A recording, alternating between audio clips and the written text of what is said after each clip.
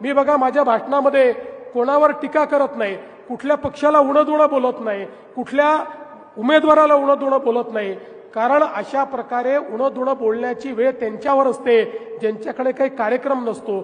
माझ्याकडे विकासाचा कार्यक्रम आहे, भारतीय जनता पार्टीकडे एक विकासाची ब्ल्यूप्रिंट आहे, शहरं कशी बदलली पाहिजेत या संदर्भात आपल्याकडे एक विचार आहे आणि ती शहरं बदलायची असतील तर जसं मी सांगितलं लाखो कोटी रुपये मोदीजींच्या माध्यमातून आणि भाजपच्या सरकारच्या माध्यमातून आपल्यापर्यंत येणार, पण त्या ठिकाणी जर नगरपालिकेमध्ये भाजपचा अध्यक्ष नसेल तर त्या ठिकाणी त्या पैशाचं काय होईल हे आपण सांगू शकत नाही।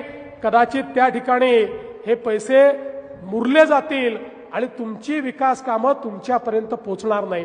पण भाजपचे अध्यक्ष असले तर ते चांगलंच काम करतील, पण एखाद वेळेस चूक केली तर त्यांचा कान धरायचा अधिकार आम्हाला असेल आणि त्यांचे कान धरून त्यांच्याकडनं योग्य काम हे मी असेल, पालकमंत्री असतील, आमदार असतील, आम्ही मिळून करून घेऊ। आणि म्हणूनच आपल्याला माझी विनंती आहे, येत्या निवडणुकीमध्ये आपण कमळाचं बटन दाबून अध्यक्ष आणि संपूर्ण नगरसेवक हे निवडून आणा। आपल्या शहराच्या परिवर्तनाकरता, आपल्या शहराला आधुनिक बनवण्याकरता आपण सगळे लक्ष घाला। आपल्याला कल्पना आहे आम्ही दिलेली आश्वासनं पूर्ण करणारे लोक आहोत, कधी पळून जात नाही।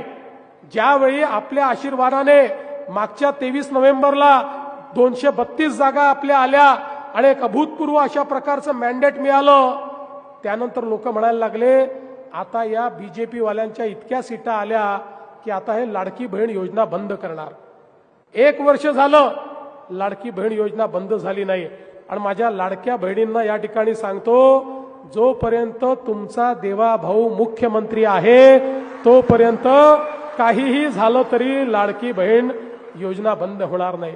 पण त्याच वेळी मी मिलन कल्याण शेट्टी, अंजली ताई आणि अतुल भाऊ तुमच्यावर एक जबाबदारी या ठिकाणी टाकतोय की आता आमच्या लाडक्या बहिणींना केवळ लाडकी बहीण ठेवायचं नाहीये, आमच्या लाडक्या बहिणींना लखपती दीदी आता आपल्याला बनवायचं आहे।